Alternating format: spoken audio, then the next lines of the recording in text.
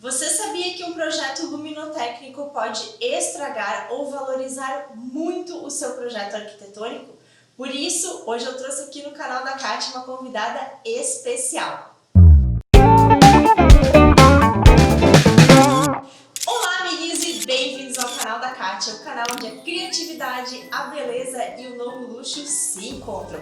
Hoje a minha convidada especial é a arquiteta Evelise Ribeiro, gerente de projetos e também lighting designer. Mas, antes que eu esqueça, gente, se você está me assistindo no YouTube, não se esqueça de curtir esse vídeo, se inscrever no canal e ativar o sininho das notificações. Se você está me vendo no Instagram, não se esqueça também de curtir, compartilhar com os amiguinhos ou salvar na bandeirinha para ver mais tarde. Evi, muito obrigada por ter aceitado o convite. Kátia, eu que agradeço imensamente esse convite, tá? É um prazer eu falar do que eu gosto, do que eu amo fazer, né? Eu acho que é sempre bom compartilhar informação, é tudo de bom, ainda mais contigo, que é uma pessoa que eu admiro muito. Ai, muito obrigada.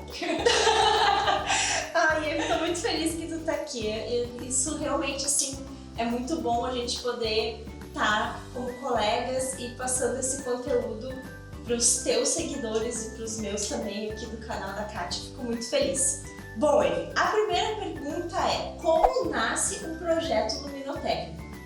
Bom, primeiro a gente tem que prestar muita atenção no que o cliente quer. Esse é o foco principal, né? Então, nasce a partir do casamento de várias coisas. A vontade do cliente, a vontade do arquiteto que está fazendo o arquitetônico, do paisagismo, do interiores. A gente tem que captar todas essas informações e, a partir do nosso conhecimento técnico, propor alguma coisa que vá satisfazer as necessidades desse cliente. E a grande dificuldade do projeto de iluminação é que a gente tem que fazer o cliente enxergar, né? Então, esse é o grande desafio. A partir daí, é só a técnica que funciona. Muito bem. O que é temperatura de cor? Bom, temperatura de cor é a cor da luz, tá?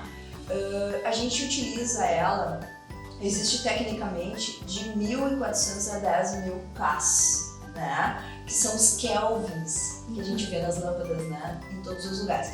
Mas a gente usa mesmo de 2.700 a 6.500. Então, 2.700 é a luz mais amarelinha. E conforme vai aumentando, vai ficando mais branca as luzes. Então, eu sempre digo que assim, ó, é a cor da luz e não a quantidade de luz. Muito bem.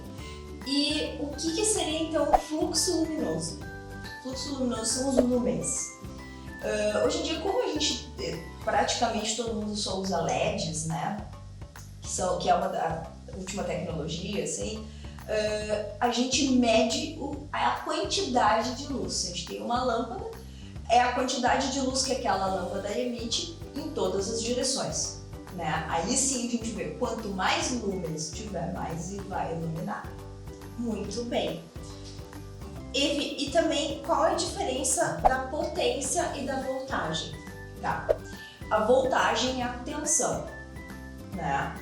Pode ser 127 volts, 220 volts ou bivolt, né? O que para nós facilita muito, porque tu não precisa te preocupar a localidade onde tu vai instalar, né? E existe o 12 volts, que é baixa voltagem, que é o tipo de iluminação que se usa para ambientes perto de áreas molhadas.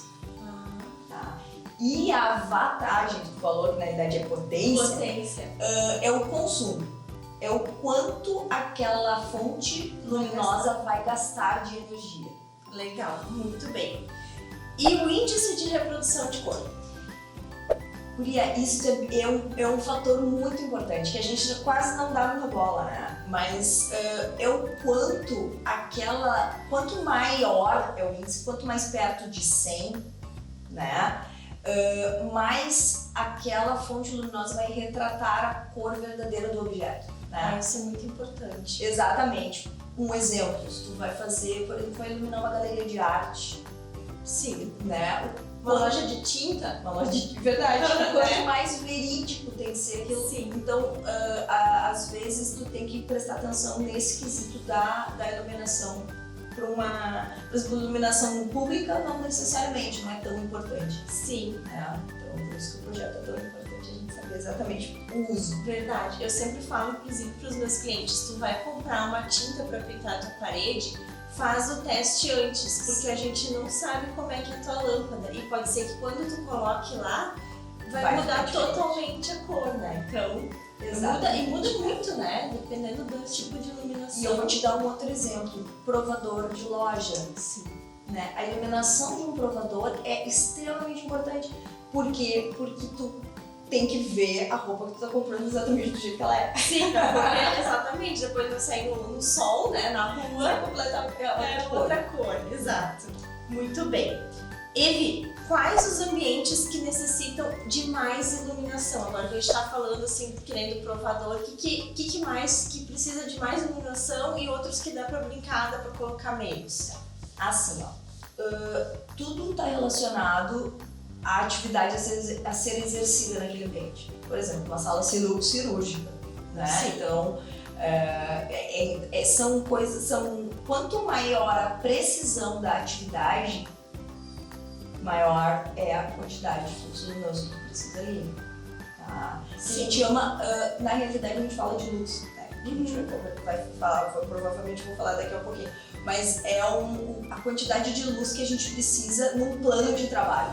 Sim. Né? Então, quanto vai bater de luz ali, quanto mais minucioso, maior a quantidade de luz.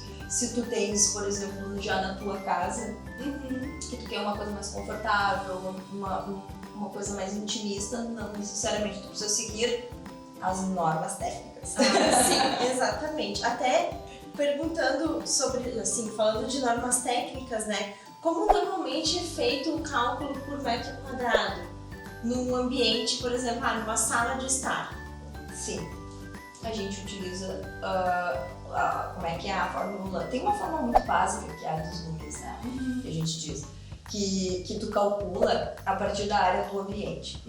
Mas isso é um cálculo bem genérico, porque ele não leva em consideração o pé direito, por exemplo. Claro. E ele não leva em consideração a cor, a absorção, por exemplo, se tu tem um ambiente mais escuro. Mas sim. Em termos de, como é que eu posso te dizer, para um cálculo geral, sim, para tu saber se vai estar suficiente ou não, pode ser usado sem problema nenhum.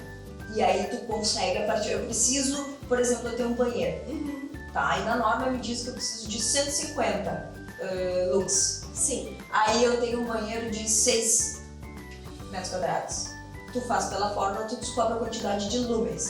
Aí tu dando um chute, assim, tu precisa de 1.200 lumens daquele banheiro. Tu vai colocar lâmpadas que cheguem a esses 1.200 lumens. Muito bem. Evi, e qual é a diferença de lux e lumen? Lumen é a quantidade de luz emitida por uma fonte em todas as suas direções, né? O lux é a luz num plano de trabalho. Tá? Então, por exemplo, assim, tem um escritório. Pela norma, eles dizem que precisa de 500 lux naquele escritório para tu desenvolver a tua atividade. Então, a gente utiliza o plano de trabalho a 80 centímetros do chão. Quando tu for fazer uma medição, por exemplo, para ver se aquela iluminação tá ok, quando tu for medir a 80 centímetros, tem que dar 500 lux, entendeu? Essa é a diferença de lumens e de lux. Muito bem. Evi, e quais são os erros assim, mais comuns que as pessoas cometem na hora de fazer um projeto de iluminação? Ou assim, a pessoa faz por conta e quais são os erros mais comuns que acontecem nessas horas?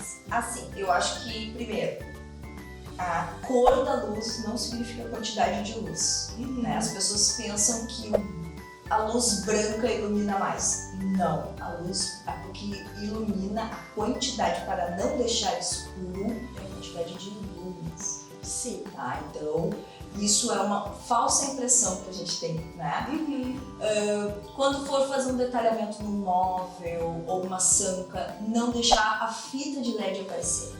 Sim. Também, os pontinhos da fita, né? O que é interessante é só a luz aparecer, não a fonte. Sim, né? isso aí. De luz. Uma coisa que é importante também, que às vezes é difícil as pessoas perceberem, é o ofuscamento. Onde vai estar aquela luminária, de que forma ela está sendo direcionada, também pode prejudicar, pode causar algum desconforto. Sim, às vezes até em salas assim de estar, por exemplo, a pessoa vai colocar um quadro atrás do sofá, só que ela não distancia 15 centímetros a dicróica, ela distancia 50, e daí fica na cara da pessoa que está assistindo TV. Outra coisa também é luz na frente da TV. Ah, sim. Né? Isso também é uma coisa que as pessoas, a gente não tem, não se dá por conta e acaba acontecendo, né? Sim. E por fim, Eve, quais são as principais tendências em iluminação? Tanta coisa. Não, hoje em dia, assim, né, Kátia, como em todos os quesitos da arquitetura, quando a gente vai projetar, a gente tem milhões de opções, né? Então, claro que, pensando assim, o LED já não é mais tendência, é fundamental, né? Então, só que o LED ainda tem alguns problemas em relação ao índice de evaporação de cor. Mas enfim, a gente tem uma infinidade de opções de LED. A gente tem e hoje em dia perfis, né? Então já utiliza-se perfis flexíveis, existem. Sim, Perfis muito legal. que tu pode trabalhar com eles de várias formas, formatos, né? Que agora eles parecem uma fita de LED mais gordinhas, assim, são maleáveis, são muito lindos. legal. Uma coisa que eu gosto muito de trabalhar é fibra ótica, que a fibra ótica, na realidade, ela não ilumina, ela dá efeito, né? Efeito. Então, se tu quer fazer uma coisa diferenciada, se tu quer fazer um trabalho mais lúdico, Sim. é uma ótima opção e tem que ser sempre muito bem instalada, né? Essa é a questão da fibra ótica, mas fica lindo. Iluminação RGB de várias cores que dá para trabalhar também, isso é legal. Então, e aí vai, né? Segue o baile. Segue o baile, né? Eve, adorei. E muito obrigada por ter vindo. Eu acredito que esse vídeo vai fazer com que as pessoas pensem com muito mais carinho na hora de contratar, enfim, um projeto de iluminação. E tenho certeza que tirou muitas dúvidas. Aliás, pessoal, se vocês têm mais dúvidas, vão deixando aqui nos comentários, porque eu ou a Eve vai responder para vocês. Então aproveitem este momento para comentar aqui à vontade. Muito bem. Eve, te agradeço imensamente. Agora a gente vai dar um tchau para os amiguinhos. Eu que agradeço imensamente o convite, Kátia. Ai, adorei. Então vamos lá, vamos dar um beijo sim. Então um beijo, até a próxima. Olá, Um beijo, até a próxima.